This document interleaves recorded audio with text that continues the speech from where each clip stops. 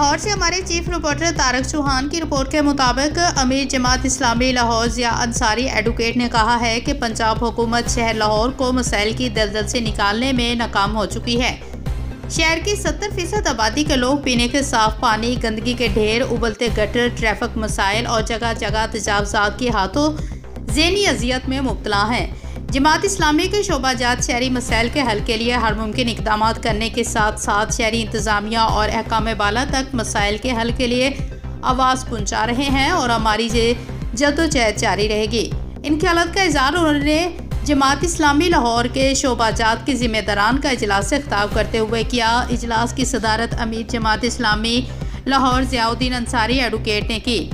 इजलास में सेक्रेटरी जमात इस्लामी लाहौर अजहर बिलाल, नायब उमरा लाहौर मलिक शाहिद असलम, खालिद अहमद भट्ट, मोहम्मद वकास भट्ट, ज़िम्मेदारान शोबाजात अब्दुल अजीज़ आबद, जबरान भट्ट, कारी अताउर रहमान, उस्मान अफजल, डॉक्टर महमूद खान, सैफुल रहमान, आबद नसार खान, मौलाना मुख्तार सवाती, शाहिद नवीद मलिक, प्रोफेसर जमील अहमद और दीगर ज़िम्मेदारान मौजूद थे। इजलास में अहदेदारान ने अमीर जमात इस्लामी लाहौर ज़ियाउद्दीन अंसारी एडवोकेट शोबाजात के हवाले से तफसीली ब्रीफिंग दी। इजलास में शोबाजात की कारकर्दगी और आइंदा के तयशुदा हदाफ के बारे में तबादला ख्याल किया गया और बढ़ती महंगाई, बेरोजगारी और रोज़ बरोज़ बढ़ते शहरी मसाइल पर गहरी तशवीश का इज़हार किया।